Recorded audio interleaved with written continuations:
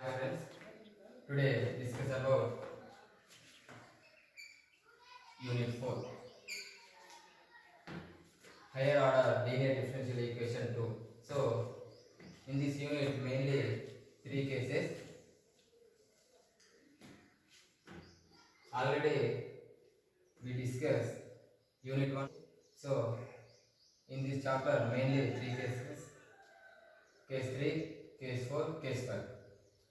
So, ఈ చాప్టర్లో మనకి మెయిన్లీ 4 ఫార్ములాస్ ఉంటాయి. So formula 1 plus x whole power minus 1 that equal to 1 minus x plus x square minus x cube plus and so on. Next second formula 1 minus x whole power minus 1. Here 1 plus x whole power minus 1, but here 1 minus x whole power minus 1 that equal to 1 plus x plus x square plus x cube plus and so on. Next third formula 1 plus x whole power minus 2 that equal to 1 minus 2x plus 3x square minus 4x cube and so on. Same 1 minus x whole power minus 2 that equal to 1 plus 2x plus 3x square plus 4x cube. The 3 cases depended on only 4 formulas. So you all learn to 4 formulas. Okay friends, మనకి ఇప్పుడు వచ్చేసరికి మనకి డైరెక్ట్గా ఈ formula అనేది మనకి equation అనేది మనకి ఇవ్వడు. సో మనకి ఇచ్చిన ఈక్వేషన్స్ని ఈ మెథడ్లో ఉందనుకొని మనం తెలుసుకుంటాం ఫస్ట్. ఆ తరువాత ఈ మెథడ్లో ఉందని మనం తెలిసిన తరువాత ఆ ఇచ్చిన ఈక్వేషన్ని ఈ ఫార్ములాకి మనం చేంజ్ చేసుకోవాలి. సో అది ఓన్లీ వైపులో మాత్రమే మనం చేంజ్ చేసుకుంటాము. ప్రతి లెక్కలో వైసీ అనేది సేమ్గా ఉంటుంది. సో ఫర్ ఎగ్జాంపుల్ చూద్దాం, 2d square plus d plus 1 equal to x square. YC. So YC కనుక్కోవాలంటే ఫస్ట్ మనకు ఫ్యాక్టర్స్ కనుక్కోవాలి. సో ఫ్యాక్టర్స్ కనుక్కున్నట్లయితే ద ఆక్సిలరీ ఈక్వేషన్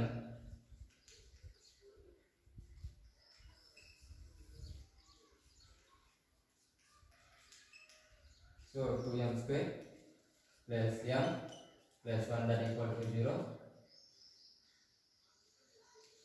సో ఇక్కడ మామూలుగా ఫ్యాక్టర్స్ రావు కాబట్టి ఫార్ములా యూజ్ చేసి minus B plus or minus B square minus 4ac divided by 2a m equal to, so that equal to ఇక్కడ మైనస్ ఏ, ఇక్కడ A అంటే ఎంత, A equal to 2, B equal to 1, C equal to 1. So minus B అంటే minus 1 plus or minus root of B square 1 square minus 4 into A into C 1 by 2 into ఏ అంటే ఎంత 2. Next minus 1 plus or minus 1 minus 2 to 4 2 is 8 divided by 4. Next minus 1 plus or minus 7 by 4. So route లో ఉండే minus ఇక్కడ ఏదైతే minus ఉందో ఆ route లో minus i square గా ఉంటుంది అనమాట. So plus or minus root of i square into 7 minus 1 అంటే ఎంత i square. So 4 that equal to minus 1 plus or minus i square దీని దానికి విడదీసి so 4 that equal to, so ఇక్కడ చూడండి minus 1 plus or minus i square కి root కి square కి క్యాన్సిల్ అయిపోతుంది. So i root 7 by 4 that equal to minus 1 by 4 plus or minus i root 7 by 4. ఇదేంటి ఫ్యాక్టర్స్. సో మనం వైసీ రాయాలి ఇక్కడ వైసీ. సో ఈ YC అనేది 8 ఫార్ములాలు ఉంటాయి. ఆ 8 ఫార్ములాలలో ఇది 1 పెయిర్ ఆఫ్ కాంప్లెక్స్ రూట్ కాబట్టి ఫార్ములా వచ్చేసి alpha x c1 cos beta x plus c2 sin beta x. అవునా? సో ఇక్కడ ఆల్ఫా అంటే -1/4, బీటా అంటే √7/4. So e power -1/4x c1 cos beta అంటే అక్కడ √7/4 x plus c2 sin √7/4 x. Okay, YC మనకు వచ్చింది. సో నెక్స్ట్ మనం ఏం కనుక్కోవాలి? YC కనుక్కోవాలి. సో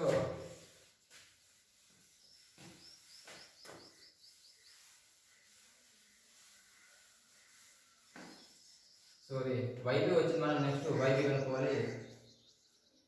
సో ఈ YP, సో ఇక్కడ వరకు చేసి మన ప్రాసెస్ అంతా ప్రతి లెక్కకి ఎవ్రీ సమ్కి సేమ్ గానే ఉంటుంది. బట్ కానీ ఇక్కడ మనకి x² ఇచ్చిండ్రు. కేస్ 1 లో ఏంది e⁻ax, కేస్ 2 లో sin x cos x sin ax cos ax అనే ప్రాబ్లమ్స్ మనకి ఇస్తారు. నెక్స్ట్ వచ్చేసరికి కేస్ 3 లో ఇక్కడ x² కానీ x³ కానీ అనే ప్రాబ్లమ్స్ అనేవి మనకు వస్తాయి. అంటే కేస్ 1 కేస్ 2 లో సంబంధించిన లెక్కలు ప్రాబ్లమ్స్ కూడా మనకి ఇక్కడికి వస్తాయి. అంటే e⁻ax ప్లస్ x² అని, లేదా e⁻ax అంటే e⁻2x plus sin 2x plus x², ఇలాంటి ప్రాబ్లమ్స్ వస్తాయి. ఇది ఫస్ట్ కేసుకి సంబంధించి, ఇది సెకండ్ కేసుకి సంబంధించి, ఇదేమో థర్డ్ కేసుకి మనం చేసే లెక్కకు సంబంధించింది అనమాట. సో మనం ఇప్పుడు YP to find the YP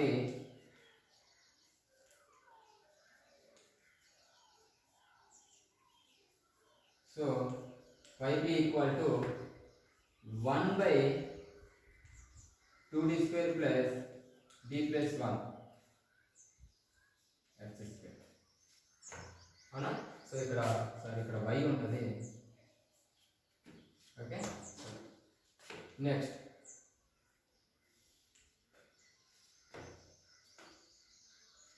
next దీంట్లో మనము లోయర్ నంబర్ అంటే అది చిన్న వాల్యూని మనం తీసుకోవాలి. కాన్స్టెంట్ ఉన్నప్పుడు కాన్స్టెంట్, లేదా d వాల్యూ వరకు ఉన్నప్పుడు d వాల్యూని, లేదా d² ఒకటి ఉన్నప్పుడు d² లో ఏదైతే ఒకవేళ 2d³ ప్లస్ d³ అని ఉంది, d² అని ఉంది. సో దీంట్లో తక్కువ వచ్చి అతి చిన్న వాల్యూ ఏంది, లోయర్ వాల్యూ ఏంది d². సో ఇక్కడ d² ని మనం కామన్ గా తీస్తాం అన్నమాట.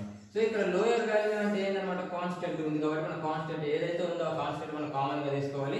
సో ఇక్కడ కాన్స్టెంట్ ఏముంది, 1+ ఉంది. సో 1+ కామన్ తీసినా కూడా అదే కాబట్టి, సో మనం ఫస్ట్ మనకు ఫార్ములా చూసుకున్నట్లయితే ఫస్ట్ 1+ కానీ మైనస్ కానీ ఉంది కాబట్టి, సో ఫస్ట్ మనము 1+ 2d² ప్లస్ d. అవునా?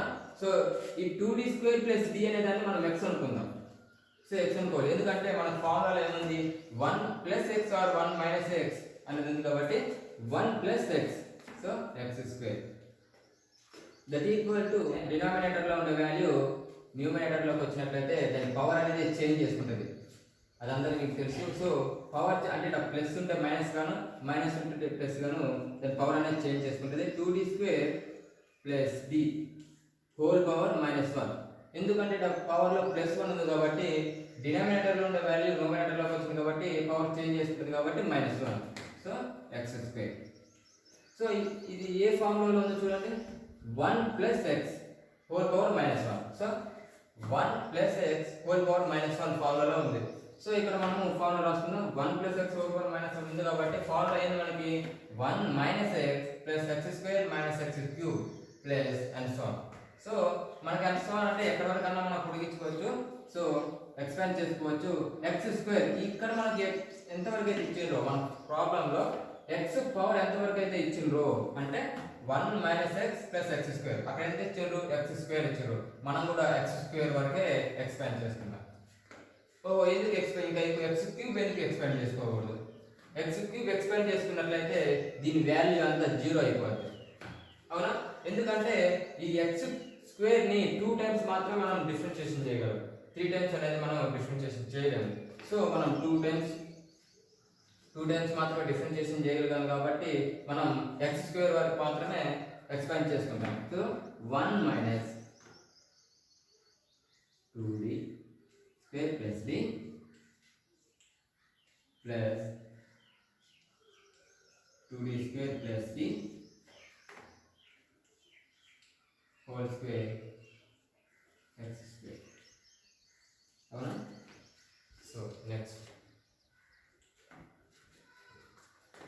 1 minus 2d square minus b a plus b whole square, a square 4d power 4, 2d square a square, 2 to the 2 into 4, 2 square 4, so d square whole square, so a power n whole power m లేదా a power m whole power n ఏమైంది a power m into n, ఆ formula ప్రకారం మనము 4d power 4, okay? Next plus a square b square plus 2a 2 into 2 4 b 2ab d power cube, అవునా? X cube sorry X square, okay? So ఇది ఇప్పుడు X square ని పెంచేసేయండి, X square minus 2d square X square minus d of X square plus, చూడండి ఇప్పుడు ఇక్కడ d power 4 ఉంది, అవునా? ఇక్కడ d పవర్ 3 ఉంది. d పవర్ 4 అంటే x స్క్వేర్ ని 4 టైమ్స్ డిఫరెన్షియేషన్ చేయాలి మనం ఇక్కడ. So 4 times differentiation x square ని చేయగలమా? చేయలేము. x స్క్వేర్ ని 2 టైమ్స్ మాత్రమే డిఫరెన్షియేషన్ చేయాలి. ఒకసారి డిఫరెన్షియేషన్ చేసినప్పుడు 2x, నెక్స్ట్ టైం డిఫరెన్షియేషన్ చేసినప్పుడు 2 వస్తుంది. థర్డ్ టైం డిఫరెన్షియేషన్ చేస్తే కాన్స్టెంట్ 0 కాబట్టి ఇది థర్డ్ దగ్గరనే 0 అయిపోద్ది, సేమ్ ఇది కూడా 0 అయిపోతుంది. సో ఆ వాల్యూ మనం ఇక్కడ రాసుకోవాల్సిన అవసరం లేదు, ఎందుకంటే ఆటోమేటిక్గా ఈ వాల్యూ అనేది రెండు వాల్యూలు 0 అయిపోతుంది. So d square X square, నేను ఈ రెండు వాల్యూలని రాయట్లేదు ఎందుకంటే ఈ రెండు వాల్యూలు కూడా 0 అయిపోతాయి. నెక్స్ట్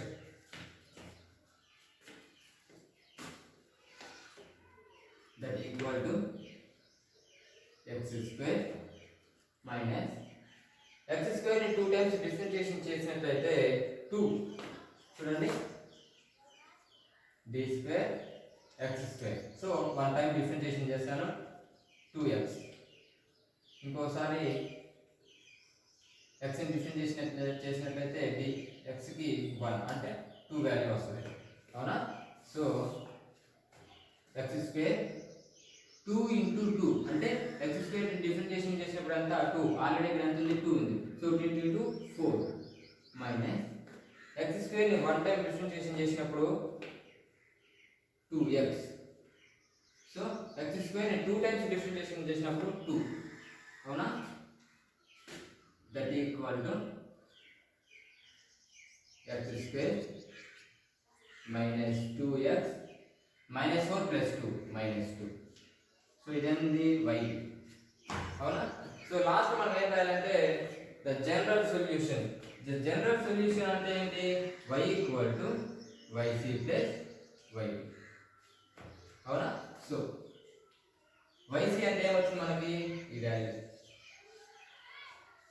yc అంటే ఈ వాల్యూ మనం రాస్తున్నాం, e power minus 1/4x of c1 cos root 7/4x plus c2 sin root 7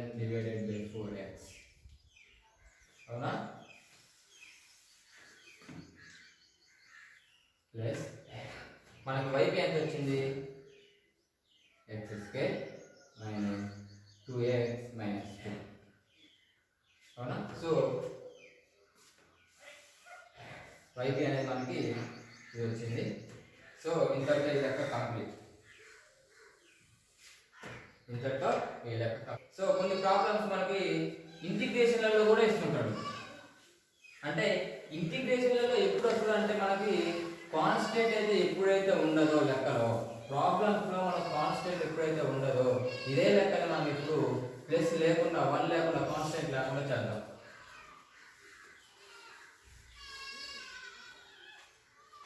so x².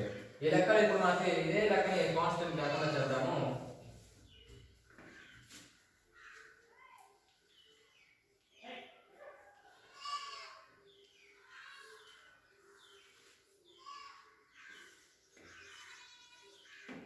So first మనం ఏం కనుక్కోవాలి, yp కనుక్కోవాలి. The general the auxiliary equation f of m equal to 0. అవునా? So next 2m² plus m equal to 0. So m common తీయచ్చు, m 2m plus 1 equal to 0. అవునా? దాని నుంచి m equal to 0, 2m plus 1 equal to 0. 2m equal to minus 1, m equal to minus 1/2. చూడండి. So ఇక్కడ వయసు మనకి ఎంత వస్తుంది? సో వయసు ఎట్లా రాసుకుందాం? వయసు c1 e power m1x plus c2 e power m2x. అవునా? So that equal to c1 e power m1x, m1 m2 లేదా m1 m2 మీ ఇష్టం ఏదైనా అనుకోవచ్చు.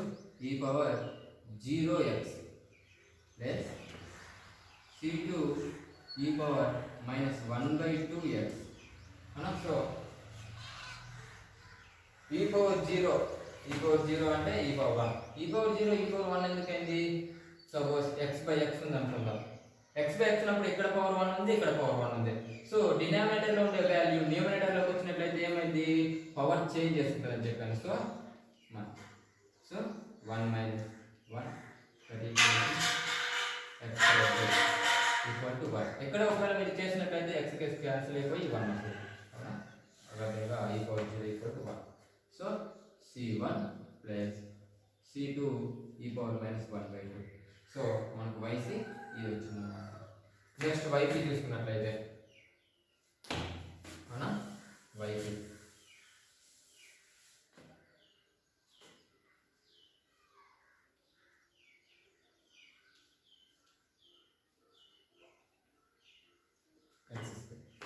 సో yp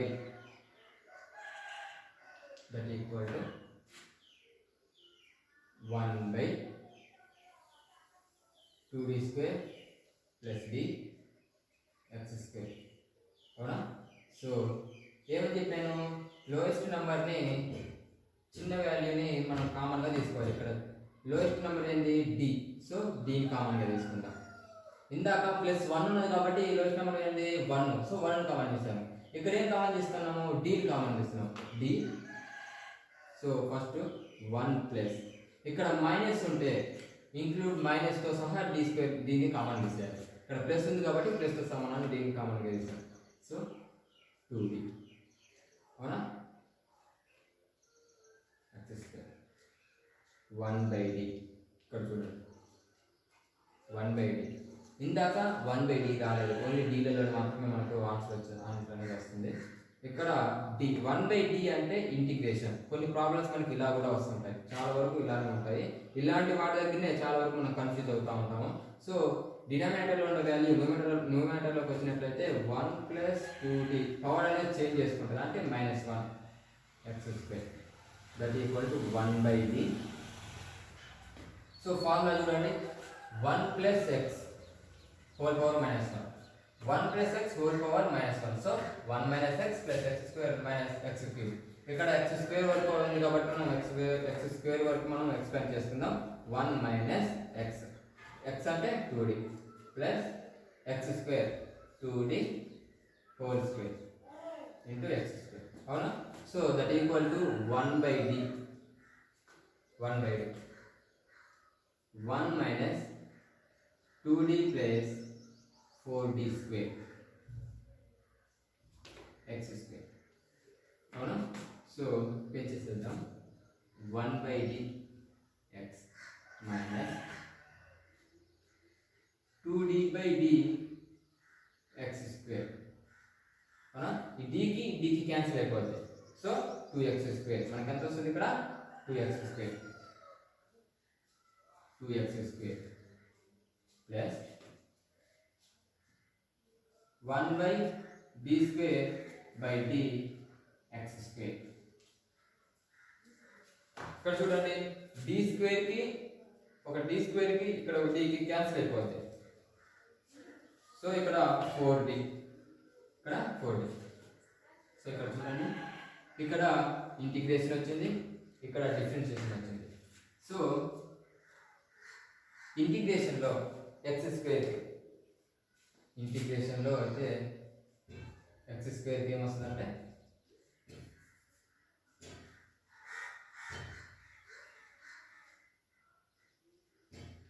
ఫార్ములా వచ్చేసరికి integration x power n dx that equal to integration x power n plus 1/n plus 1 అవునా. So ఆ formula ప్రకారం so ఇక్కడ ఎంత వస్తుంది మనకు answer x³/3 minus 2x square plus ఇక్కడ డిఫరెన్షియేషన్ మీకు తెలుసు d/dx x square d/dx x square ఎంత పోనీ x పవర్ n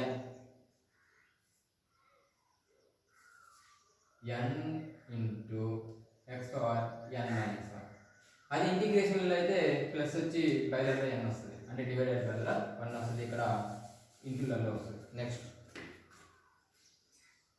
4 ఇంటూ 2 అవునా. So x³/3 minus 2x square plus 8x. వైకి ఎంత వచ్చింది మనకి x³/3 minus 2x square plus 8x. So వైకి మనకు అది వచ్చింది. సో ఇక్కడ లాస్ట్ జనరల్ సొల్యూషన్ అనేది రాసుకుంటాం. జనరల్ సొల్యూషన్ వచ్చేసరికి yc ప్లస్ yb రెండింటిని యాడ్ చేయాలి. y equal to the general solution yc ఎంత వచ్చింది మనకి c1 plus c2 e power 1/2x plus yb ఎంత వచ్చింది x³/3 minus 2x square plus 8 okay. Next